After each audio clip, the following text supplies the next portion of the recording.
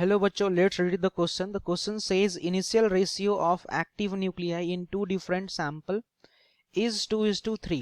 बच्चों इनिशियली जो एक्टिविटी दे रखा है दो अलग अलग सैंपल का, वो दे रखा आपका 2:3 का। फिर बोल रखा there half lives are 2 hour and 3 hour respectively. इन दोनों का हाफ लाइफ का बच्चों वैल्यू दे रखा 2 आवर और 3 आवर है, ठीक है।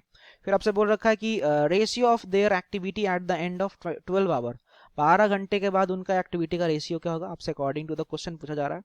ऑप्शन नंबर 1 दे रखा आपका 1:6, सेकंड बोल रखा 6:1, थर्ड बोल रखा 1:4 एंड फोर्थ बोल रखा 4:1। तो अगर अपन बच्चों बात करें रिगार्डिंग द की concept to understand the main concept of the problem, तो बच्चों सबसे पहले अपन बात कर रहे होंगे about the activity of nucleus. Activity of nucleus after time T, किसी टाइम टी पे जो आपका न्यूक्लियस का एक्टिविटी होता है आफ्टर टाइम टी। इस रिलेशन को पहले समझेंगे और बच्चों थोड़ा सा अपन यहाँ पे डिस्कस कर रहे हैं अपन अबाउट द हाफ लाइफ का रिलेशन के बारे में भी।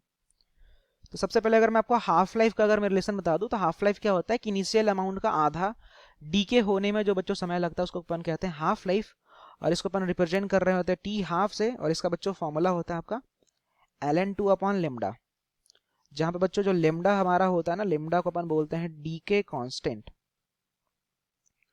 अब अगर अपन बात करें अगर एक्टिविटी के बारे में, तो एक्टिविटी का बच्चों रिलेशन होता है ए इज इक्वल टू, हम लोग बोलते हैं A0 का पावर माइनस का लेमडा टी, जहां पे बच्चों A0 जो आपका होता है इसको बोलते हैं अपन इनिशियल एक्टिविटी। A0 आपका हो जाएगा इनिशियल एक्टिविटी, और लेमडा तो हम लोग यहाँ पे जान ही रहे हैं, लेमडा हमारा अगेन क्या है, डी के कॉन्स्टेंट ही है, और ए तो अपन निकाल ही रहे हैं किसका, एक्टिविटी निकाल रहे हैं न्यूक्लियस का आफ्टर टाइम टी पे।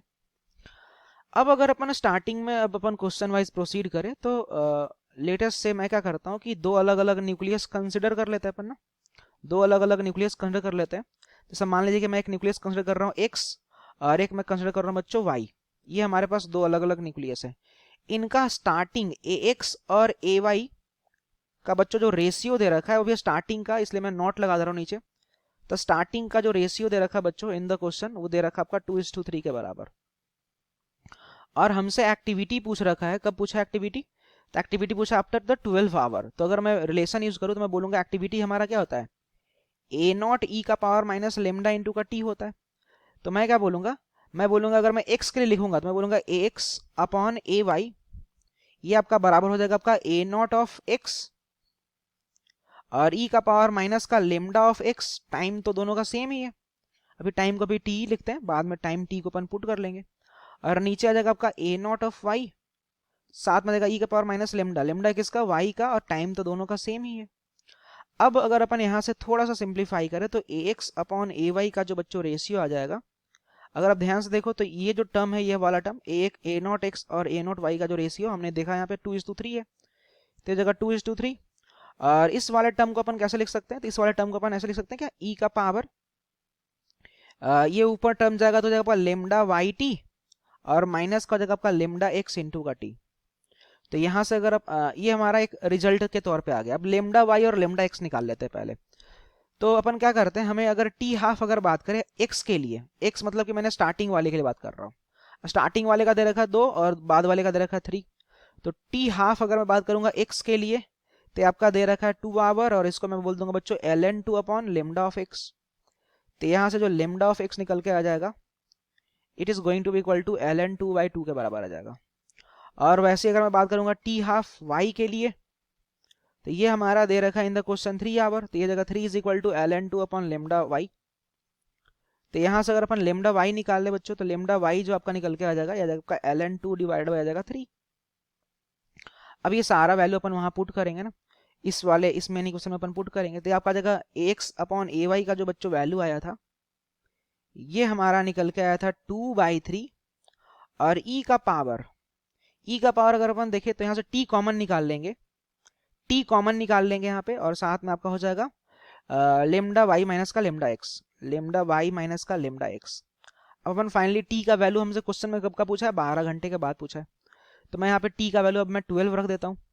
तो ये जगह आपका 2/3 e का पावर 12, लेमडा वाई अपना आया था ln2/3, और लेमडा एक्स आया था बच्चों आपका ln2/2।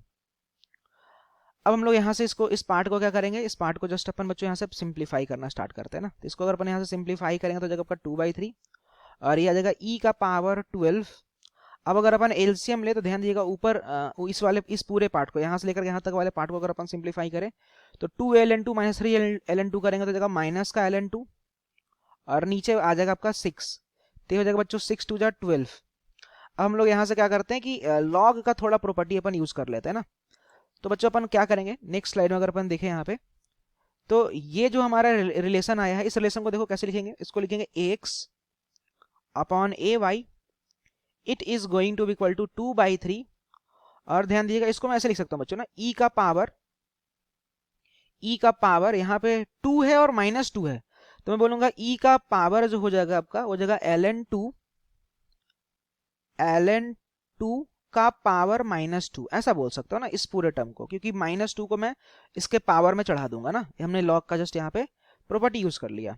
अब अगर आप ध्यान से देखो तो ये e है और इसका बेस भी e होता है, तो आपस में कैंसिल आउट हो जाएंगे, तो आपका जाएगा 2/3 और ये वाला जो टर्म है बच्चों आफ्टर सिंप्लीफाइंग ये आपका जाएगा 2 का पावर -2, तो ये आपका आ जाएगा, ये आपका जाएगा 2/3 और इनटू का हो जाएगा 1/4। तो इसको सिंप्लीफाई करोगे तो जाएगा 2 2 जा 4, तो इसका जो रेशियो आ जाएगा बच्चों आपका 1:6 का रेशियो आ जाएगा। अब अगर अपन ऑप्शन से देखें तो जो आपका ऑप्शन नंबर जो 1 है, this one is the correct. So this is the final answer. Hope you understood it well, best of luck.